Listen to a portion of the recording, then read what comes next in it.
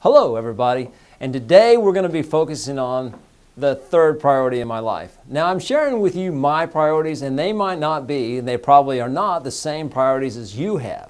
I talked to a young man yesterday. He's 26 years old, and his priorities in life are a lot different than my priorities at age 59. So these are just the priorities, and I put thought into why these are my priorities, and they will maybe adjust over the next 15 or 20 years. But right now, I'm on priority number 3. Priority number 1 is my relationship with God. Priority number 2 is my health. And priority number 3 is my family. A lot of people put family before health, especially if you're young and you're in great shape and you're not overweight and you've got lots of energy. You probably don't concentrate so much on health. But for me, at 59 years old, I think about health a lot. I want to have the energy. I want to be pain-free, so health is very important to me. But number 3 is family. As it's often said, no one on their deathbed says, bring me my diplomas, bring me my bank account, let me look at my accomplishments. But we say, we want to be surrounded by our family and friends. Friendships, relationships, I think relationships are the most important thing on earth. The relationship I have with God and the relationship I have with my friends and the relationship I have with my family. Now, when I was 17, I made a decision. It's kind of an unusual decision. I made a decision. I didn't want to get married until I was at least 34 years old. I didn't get married until I was 42. So there was a gap between 34 and 42. I didn't feel that, goal, but I sure am glad I got married when I was 42. I married an incredible woman. The very first time I ever met Leslie, I said, that is the woman I want to marry. And I watched her for over a year before I even let her know that I was interested in Leslie becoming my wife, and also the mother to my children. I wanted to have a family. I wanted to have part of the American dream, a husband, a wife, 2 kids, 2-car garage, 2 cars, all that stuff. I wanted to have a family, and I wanted to have children. Now, my goal was to make sure I got a compatible wife, a wife that shared the same kind of values that I have, some of the same interests, but we definitely have different interests. My wife and I, we have differences, but we have a lot of commonalities. One is our relationship with God. We were both amateurs. We both didn't have a really solid relationship with God when we first started out.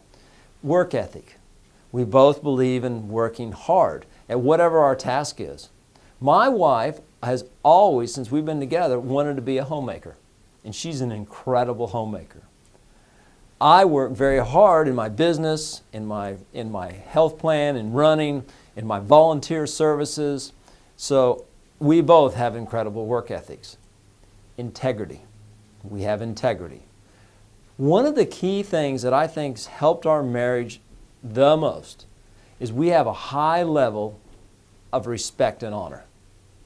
We respect each other. We don't play games with each other, and we don't compete.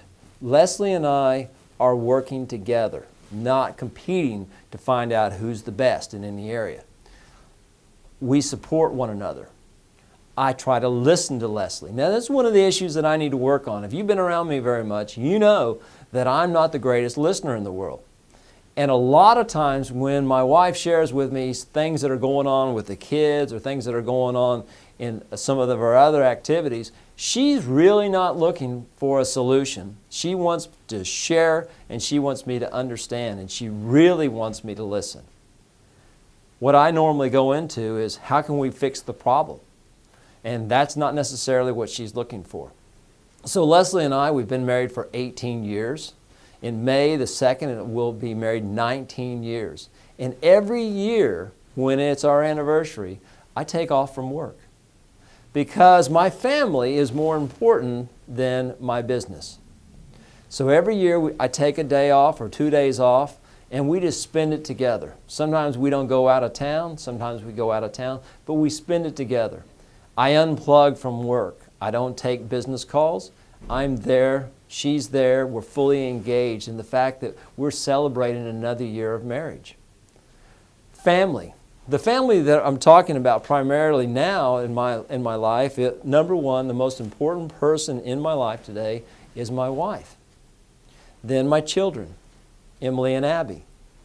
Also, my parents and my brother and my mother-in-law. I don't have a father-in-law, but my mother-in-law. So every one of these, and I have a nephew. So every one of these relationships, as far as blood family, are very important, and they all have different dynamics. And the one dynamic that it goes through all of these relationships is time. How much time am I able to spend with each one of my family members? You know, obviously, number one, most important time is with my wife. When she decided to leave the workforce and become a full-time homemaker, I had one request. Well, I probably had more than one request, but one of the requests I had was that she gets up in the morning with me. She can stay up as late as she wants to. If she's got the energy to stay up late, that's fine. But in the morning when I wake up, I want my wife to get up with me. And we get up about 4:50 in the morning. I get up at 4:50 every morning, and we discuss about what our day looks like, what we're going to be, what kind of activities we're going to have going on, what our concerns are, what our victories have been. And currently my wife right now is reading Jesus Calling. And she's been doing this for probably over a year now. And I've been reading my book, The Purpose-Driven Life, and she's reading Jesus Calling. And a couple of weeks ago I asked her, would you please read me today's reading? And so today, as she read it, I got 2/3 of the way through it before my mind went off into something else. But then we had a little bit of discussion about what she read. And next time, tomorrow, I'm going to try to focus more on listening to the entire message. But I really appreciate the fact that Leslie gets up every morning with me.